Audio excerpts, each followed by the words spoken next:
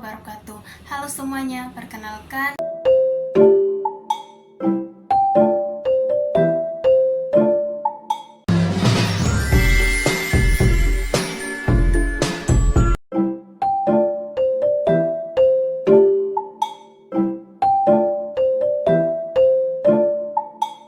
dalam video kali ini saya akan membahas dua hal yang sangat penting dan saling berkaitan, yaitu tentang konsep dan implementasi sekolah inklusif serta permasalahan dan kebutuhan anak berkebutuhan khusus atau biasa kita sebut sebagai ABK.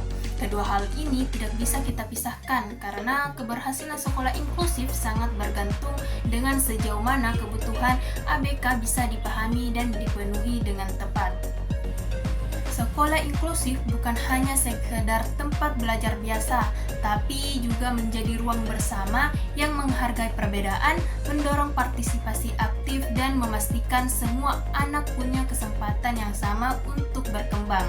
Kita bisa melihat bahwa esensi dari sekolah inklusif adalah bagaimana kita menciptakan lingkungan belajar yang benar-benar mendukung semua jenis kebutuhan siswa, tanpa adanya diskriminasi.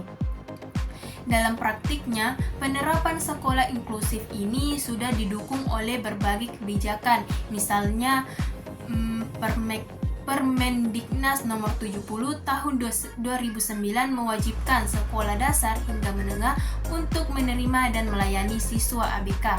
Selain itu, Undang-Undang nomor 20 tahun 2003 tentang Sistem Pendidikan Nasional juga menegaskan bahwa setiap warga negara berhak mendapatkan pendidikan sesuai kebutuhannya. Namun saat ini kita melihat kondisi di lapangan, ternyata masih banyak tantangan yang dihadapi. Banyak sekolah belum benar-benar siap, baik dari segi sarana dan prasarana, pelatihan guru maupun pemahaman masyarakat tentang inklusi. Saya rasa ini jadi pekerjaan rumah besar karena sistem tidak akan berjalan baik tanpa kesiapan sumber daya manusianya. Menurut Lukita Sari dan kawan-kawan pada tahun 2017, salah satu masalah utama dalam implementasi sekolah inklusif adalah tidak adanya pedoman teknis yang jelas. Akibatnya, sekolah menerapkan sistem inklusif dengan caranya masing-masing, yang kadang justru tidak sesuai dengan prinsip inklusif itu sendiri. Lalu dari sisi guru, banyak di antara mereka yang belum punya latar belakang pendidikan luar biasa, biasa kita sebut PLB. Hal ini membuat mereka kesulitan dalam menyesuaikan metode pengajaran untuk anak-anak dengan kebutuhan khusus. Saya pikir pelatihan bagi guru reguler sangat penting agar mereka tidak hanya paham dengan materi saja, tapi juga mampu menjangkau setiap individu dalam kelas yang heterogen. Tantangan lainnya adalah fasilitas yang belum memadai. Masih ada sekolah yang belum menyediakan akses untuk anak dengan disabilitas fisik, seperti jalur kursi roda atau alat bantu belajar khusus.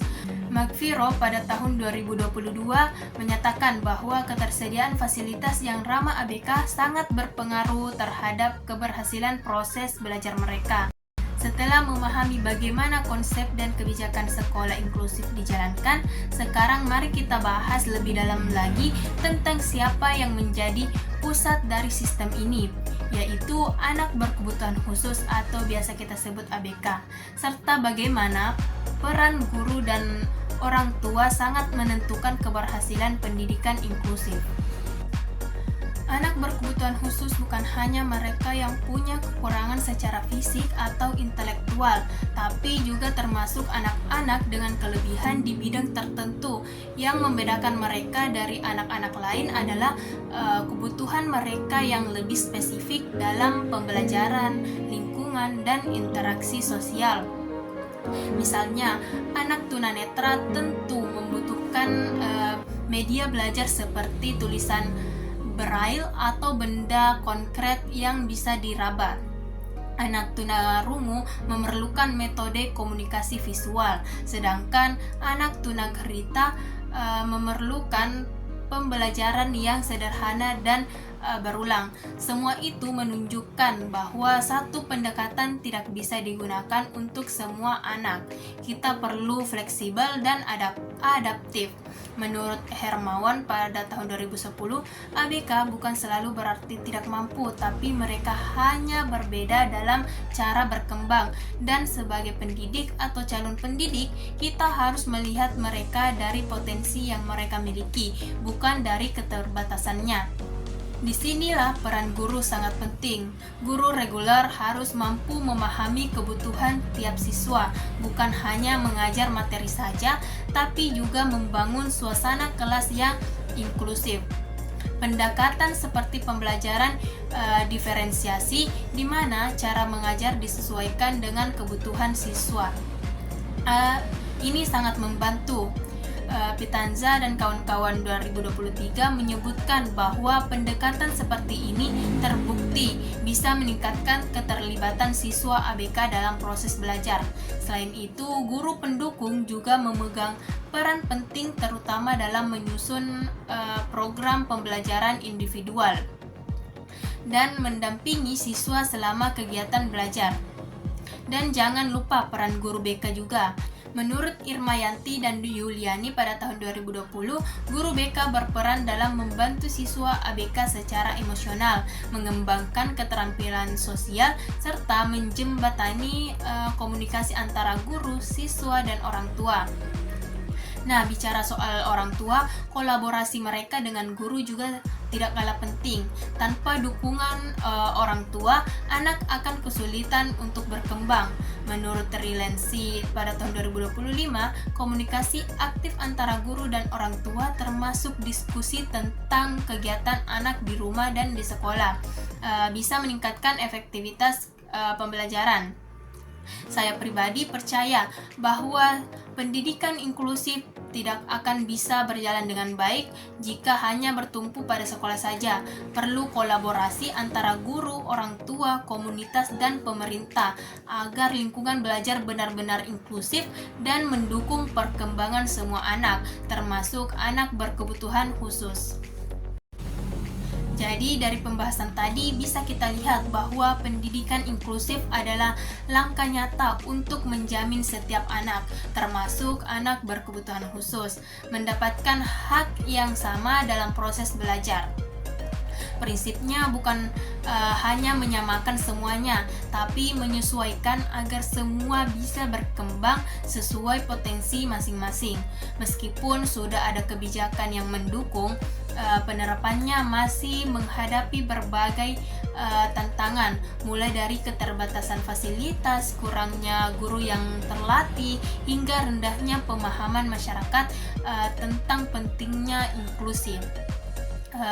Karena itu, pendidikan inklusif perlu dilaksanakan secara menyeluruh dengan kerjasama antara sekolah, orang tua, dan pemerintah. Jangan lupa membangun lingkungan belajar yang inklusif bukan hanya soal aturan, tapi juga soal kesadaran, empati, dan keberpihakan pada keadilan pendidikan. Terima kasih sudah menyimak video ini sampai selesai. Semoga bermanfaat dan bisa menambah wawasan teman-teman semua tentang pentingnya pendidikan yang ramah dan adil untuk semua anak. Sampai jumpa di video selanjutnya. Sekian, wassalamualaikum warahmatullahi wabarakatuh.